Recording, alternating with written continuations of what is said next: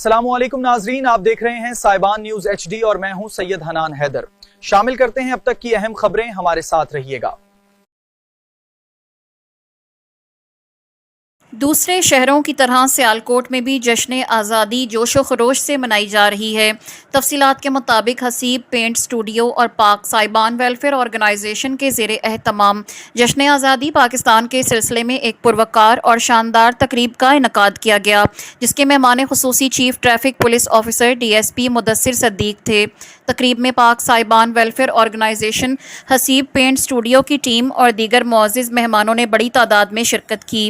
مہمان خصوصی DSP مدثر صدیق اور دیگر مہمانوں کا پرتپاک استقبال کیا گیا، جبکہ ان پر پھولوں کی پتیاں نچھاور کی گئیں۔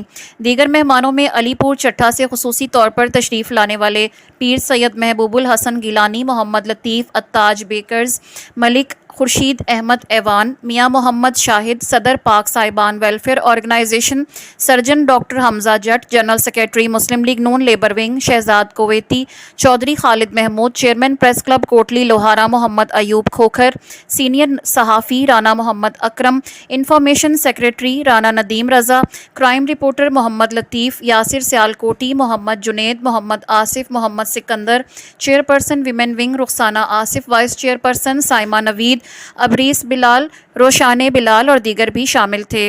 حسیب پینٹ اسٹوڈیو کے مالک نبیل ارشد نے مہمان خصوصی کو پھولوں کا گلدستہ پیش کیا، جبکہ چیف ایگزیکٹو پاک سائبان ویلفیئر آرگنائزیشن زاہد شریف نے DSP مدثر صدیق کو پاکستان کا بیج لگایا۔ اس موقع پر DSP مدثر صدیق نے موٹر سائیکلوں پر پاکستانی پرچم اور جشن آزادی کے بیجز بھی لگائے۔ تقریب سے خطاب کرتے ہوئے DSP مدثر صدیق نے شہریوں پر زور دیا کہ وہ ٹریفک قوانین کی مکمل پابندی کریں۔ انہوں نے بالخصوص ون وے کی خلاف ورزی سے اجتناب اور موٹر سائیکل سواروں کے لیے ہیلمٹ کے لازمی استعمال کی اہمیت پر زور دیا اور کہا کہ ذمہ دار شہری ہی محفوظ معاشرے کی بنیاد بنتے ہیں۔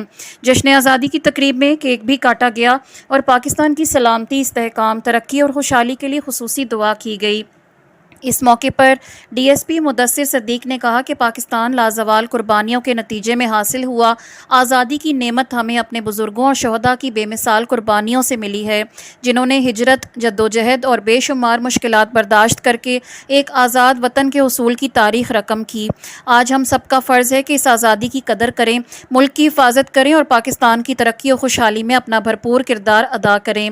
تقریب کے میزبان نبیل ارشد اور زاہد شریف نے تمام مہمانوں کی آمد اور شرکت پر ان کا شکریہ ادا کیا اور اس عزم کا اظہار کیا کہ پاکستان کی آزادی، قومی یکجہتی اور ملکی ترقی کے جذبے کو فروغ دینے کے لیے ایسی تقریبات کا سلسلہ جاری رکھا جائے گا۔ پاکستان زندہ باد، پاک فوج پائندہ باد۔